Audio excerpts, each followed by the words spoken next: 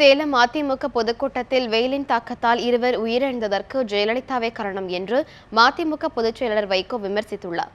தேமுதிக மக்கள் நலக் கூட்டணி தமாக வேட்பாளர்களை ஆதரித்து தூத்துக்குடி மாவட்டம் இலாத்திக்குளம், புதியம்புத்தூர் பகுதிகளில் மதிமுக பொதுச் செயலாளர் வைகோ பிரச்சாரம் மேற்கொண்டார்.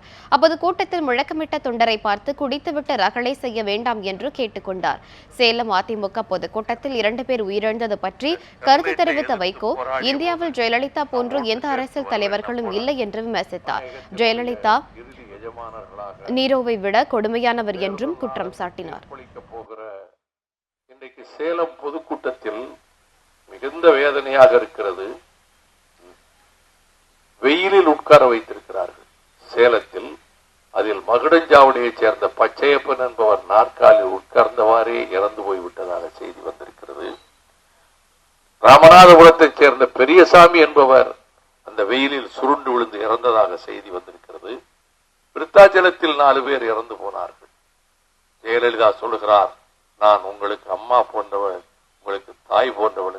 தாய் இரக்கம் மிக்கவள், தாய் கருணை மிக்கவள். உங்களுக்கு ஈவு இரக்கம் எதுவும் இல்லாத அரக்க குணம் கொண்டவர்கள் நீங்கள்.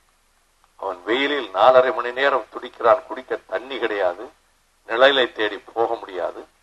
நீங்க வந்து ஒய்யாரமா உட்கார்ற மேடையில 12 ஏசி 10 நிமிஷம் வாசிச்சுட்டு போறதுக்கு நீரோவை விட நீங்கள் கொடுமையானவர்கள். ரோம் நகரம் எரிந்த போது பிடில் வாசித்தான், அவன் கூட மன நிம்மதிக்கு பிடில் வாசித்திருப்பான். உங்களைப் போல ராட்சச குணம் கொண்டவர்கள் இந்திய அரசியலில் யாருமே கிடையாது என்று நான் பகிரங்கமாக ஜெயலலிதாவை குற்றம் சாட்டுகிறேன். தொடர்ந்து விளாத்திக்குளம் தொகுதியில் பிரச்சாரம் மேற்கொண்ட அவர், தங்கள் கூட்டணி ஆட்சிக்கு வந்தால் அனைத்து வங்கிக் கடன்களும் ரத்து செய்யப்படும் என்று வாக்குறுதி அளித்தார்.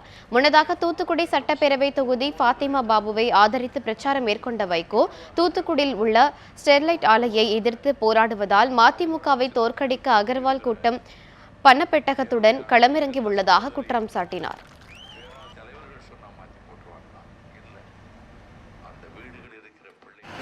சிறுதாவூர் பங்களாவில் 2 கண்டெய்னர் போனதை, பணத்தோட போனதை நான் புகார் சொன்னேன். என் மேலே கேஸ் போட்டிருக்காங்க. ஏன் 3 நாள் ஏன் வந்து சென்ட்ரல் போலீஸை உள்ள அனுப்பலை? 11 லாரி விடிய காலம் போச்சு 6 மணிக்கு. கலெக்டர் எஸ்பி சொல்லிட்டாங்கன்னு ராஜேஷ் லக்கானி சொல்றான். இந்த கமிஷன் ஒருபோதும் பணத்தை கொடுப்பதை தடுக்காது. போலீஸ்ல நல்ல அதிகாரிகள் இருக்கிறார்கள், நேர்மையான அதிகாரிகள் இருக்கிறார்கள். நான் எல்லாரையும் குறை சொல்றேன். ஒரு சில பேர் ஆளுங்கட்சியினுடைய எடுபடிகளாக இருக்கிறார்.